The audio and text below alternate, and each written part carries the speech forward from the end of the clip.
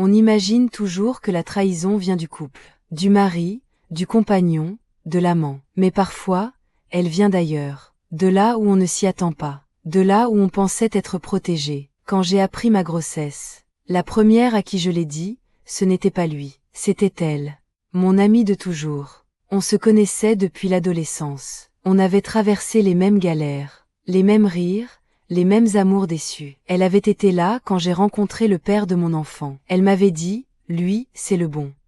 Alors le jour où j'ai vu apparaître les 2 traits sur le test, j'ai couru chez elle. On a ri, on a pleuré, on a fait des plans. Elle a promis d'être la marraine, de m'accompagner à tous mes rendez-vous. J'y croyais. Au début, tout se passait bien. Elle venait avec moi à l'échographie, elle me tenait la main. Elle m'envoyait des messages.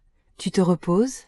Tu manges bien? Je me sentais soutenue. Je me disais que j'avais de la chance, un compagnon présent, une amie fidèle, un cercle solide autour de moi. Puis, doucement, les choses ont changé. Elle venait moins.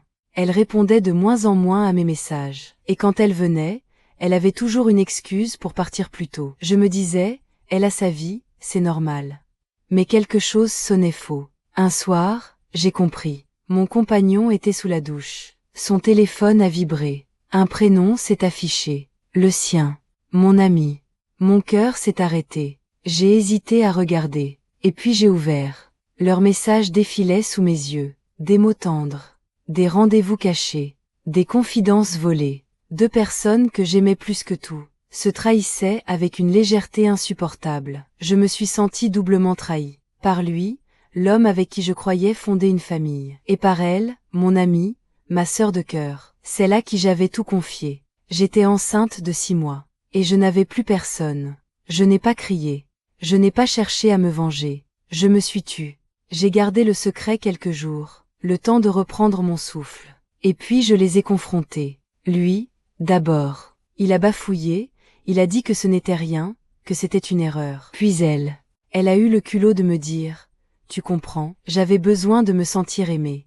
Ces mots-là, je ne les oublierai jamais. Moi, j'étais là, fatiguée, épuisée, en train de donner la vie. Et elle me disait qu'elle avait besoin de se sentir aimée. J'ai coupé les ponts. Avec lui. Avec elle. Je n'avais plus d'énergie à gaspiller dans leurs mensonges. J'ai choisi de me concentrer sur l'essentiel, mon bébé. Les derniers mois ont été lourds. J'avançais seule, le cœur brisé. Mais je me répétais chaque jour, cet enfant mérite mieux.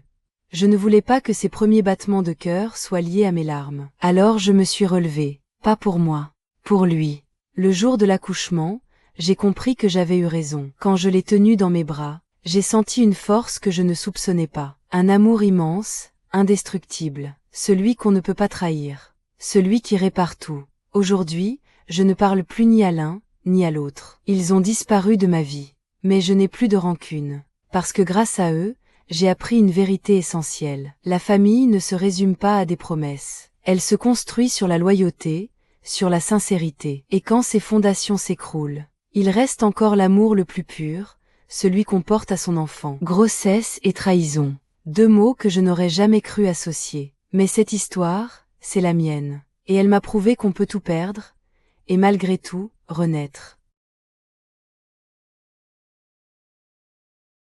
On dit que la grossesse révèle les vrais visages, que c'est dans ces moments de fragilité qu'on découvre qui est vraiment là pour nous, et qui ne l'est pas. Moi, je pensais que je savais déjà. Je croyais que mon amie la plus proche serait mon pilier. Mais au lieu de ça, elle a été ma plus grande trahison. Elle et moi, on se connaissait depuis toujours. On avait traversé des années entières côte à côte. Elle avait été là pour mes premières histoires d'amour, pour mes séparations, pour mes réussites et mes échecs. Je pensais qu'elle serait là aussi pour ce moment-là, ma grossesse. Quand je lui ai annoncé, elle a sauté de joie. Elle m'a prise dans ses bras, elle m'a dit, je serai là du début à la fin. Tu ne seras jamais seule. Je l'ai cru. Je me voyais déjà partager chaque étape avec elle. Au début, tout semblait parfait. Elle posait 1000 questions, elle m'accompagnait à mes premiers rendez-vous. Elle parlait déjà de l'enfant, comme si c'était aussi un peu le sien. Je me disais, quelle chance d'avoir une amie comme elle. Mais peu à peu, j'ai senti un changement. Des remarques, d'abord. Tu as pris du poids, non? Tu n'es plus la même, tu parles tout le temps de bébé. Je riais pour cacher ma gêne, mais ces phrases restaient plantées dans ma tête. Puis les absences. Des excuses pour ne pas venir. des silences de plus en plus longs entre deux messages. Je me disais qu'elle avait sa vie, ses problèmes. J'essayais de comprendre. Un soir pourtant, tout a éclaté. Je l'ai surprise, elle, en train de parler de moi, et pas comme une amie. Elle disait à d'autres personnes, depuis qu'elle est enceinte, elle est insupportable. Elle se croit spéciale. Moi, je n'en peux plus d'entendre ces histoires de bébés. Ces mots-là m'ont transpercée, parce qu'ils venaient d'elle, de celle en qui j'avais une confiance aveugle. J'ai ressenti une solitude immense, comme si je perdais deux choses à la fois, la complicité de mon amie et l'image que j'avais de moi. Déjà fragile, déjà fatiguée, je me suis sentie abandonnée et trahie. Je l'ai confrontée. Je lui ai dit que j'avais entendu. Elle a haussé les épaules. Elle a répondu, « Tu exagères, tu dramatises, comme toujours. » Comme toujours. Ce jour-là, j'ai compris que je ne pouvais plus compter sur elle, que mon bonheur, ma grossesse, mes émotions, ne comptaient pas à ses yeux. Alors j'ai pris une décision. J'ai arrêté d'attendre son soutien. J'ai arrêté de lui courir après. J'ai choisi de me recentrer sur moi, sur mon bébé, sur les gens qui étaient vraiment là, pas sur ceux qui faisaient semblant. Les derniers mois ont été différents. J'étais plus seule, c'est vrai, mais paradoxalement, je me sentais plus forte. Je ne vivais plus dans l'illusion d'une amitié qui n'existait plus. Je me construisais une nouvelle sécurité, celle de ma propre force. Le jour où mon enfant est né, elle n'était pas là. Et à vrai dire, je ne voulais pas qu'elle le soit, parce qu'à cet instant précis, je savais que je n'avais besoin que d'une chose, ce petit être dans mes bras. Et ce que j'ai ressenti, c'était plus fort que toutes les amitiés déçues. Aujourd'hui, je n'ai plus de colère. J'ai accepté que certaines amitiés ne survivent pas aux épreuves, qu'elles s'effritent, qu'elles se brisent, et qu'au fond, ce n'est pas une perte, mais une vérité qui se révèle. La trahison fait mal, mais elle a eu une utilité.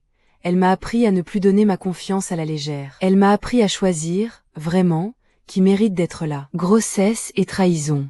Deux mots qui ne devraient pas aller ensemble. Mais dans mon histoire, ils se sont mêlés à l'amitié. Et ils m'ont appris que parfois, perdre quelqu'un qu'on croyait essentiel, c'est se libérer. Parce que la vraie loyauté, la vraie présence, ne se brise jamais.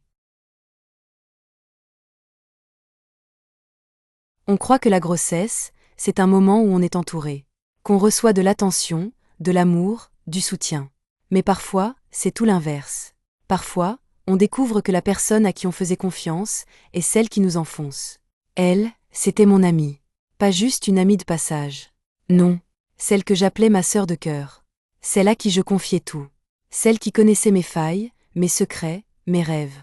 Quand j'ai annoncé ma grossesse, elle a été la première à sauter de joie. Elle a dit, « Tu verras, je serai toujours là. » Et au début, c'était vrai. Elle venait me voir presque tous les jours. Elle m'accompagnait au rendez-vous. Elle disait à tout le monde combien elle était heureuse pour moi. Je me sentais chanceuse. Mais au fil des mois, quelque chose a changé. Elle a commencé à critiquer. Tout. Mon corps, ma fatigue, mes choix. Tu manges trop. Tu devrais faire plus attention. Tu te plains trop, tu dramatises. Chaque remarque me blessait. Mais je me disais qu'elle voulait m'aider. Qu'elle voulait mon bien. Puis elle a commencé à se rapprocher de lui. Au début, ça me rassurait. Je me disais, génial, ils s'entendent bien. C'est ma famille qui s'agrandit. Mais très vite, j'ai vu qu'il y avait quelque chose d'étrange. Ils riaient ensemble sans moi. Ils s'échangeaient des messages en cachette. Quand je posais des questions, elle répondait, « Tu es parano, c'est les hormones. » Et lui disait la même chose, « Tu inventes des histoires. » Alors je doutais de moi. Je finissais par me demander si je n'étais pas folle. Un soir, j'ai surpris une conversation. Elle parlait de moi, mais pas comme une amie. Elle disait, elle ne se rend pas compte. Elle est faible, elle dépend de moi. J'ai eu l'impression de recevoir un coup de couteau. Elle se servait de ma grossesse, de ma vulnérabilité, pour me rabaisser, pour m'écraser. Et lui, il la laissait faire. Je n'avais plus la force de crier, plus la force de me défendre. Je me suis contentée de m'éloigner. J'ai coupé les ponts, du jour au lendemain. Je ne voulais plus de son ombre dans ma vie. Les derniers mois ont été difficiles. Je me suis sentie seule. Mais en même temps, libérée. Parce qu'au fond, je savais que son amitié n'était plus une protection. C'était un poison. Le jour où j'ai accouché, elle a essayé de revenir. Elle a envoyé des messages. Elle a dit, « Je veux voir le bébé, je veux être là. » Mais il était trop tard. Je ne pouvais plus lui faire confiance. Je ne pouvais pas laisser entrer près de mon enfant quelqu'un qui m'avait trahi à ce point. Aujourd'hui, je n'ai pas de rancune. Seulement une leçon. La grossesse m'a appris que certaines personnes ne supportent pas notre bonheur. Elles le jalousent. Elles le sabotent. Et parfois, ces personnes portent le masque de l'amitié. Grossesse et trahison. Deux mots qui m'ont marqué au fer rouge. Mais aussi deux mots qui m'ont fait grandir. Parce que perdre une fausse amie, c'est douloureux. Mais c'est aussi faire de la place pour ce qui compte vraiment. Et moi, ce qui compte, c'est ce petit être qui sourit quand je le regarde. Lui ne me trahira jamais.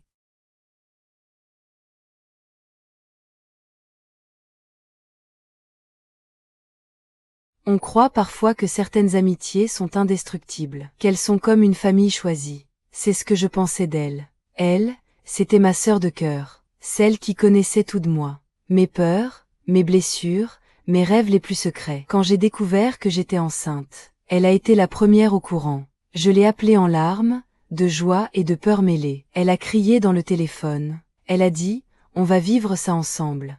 Elle a promis d'être là à chaque étape. Je l'ai cru. Au début, c'était merveilleux. Elle venait aux échographies. Elle me couvrait de cadeaux, de conseils, d'attention. Elle plaisantait en disant qu'elle serait la marraine. J'étais heureuse. Je me disais, mon enfant aura deux mères. Mais peu à peu, quelque chose a changé. Je la voyais se rapprocher de lui. Il riait beaucoup. Trop.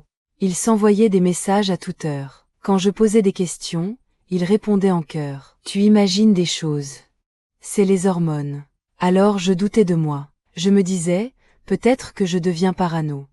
Mais au fond, mon corps savait. Mon instinct savait. Et un soir, la vérité a éclaté. J'ai vu son téléphone. J'ai vu leurs messages. Je n'ai pas eu besoin de chercher longtemps. C'était clair, violent, indéniable. Il vivait une histoire. Derrière mon dos. Pendant que je portais la vie. Je me suis senti mourir. Comment l'homme avec qui je construisais une famille pouvait me trahir ainsi. Et comment elle, mon amie, ma sœur de cœur, pouvait me voler ce que j'avais de plus précieux. Je n'ai pas crié. Je n'ai pas pleuré devant eux. J'ai attendu. J'ai respiré. Et j'ai pris une décision.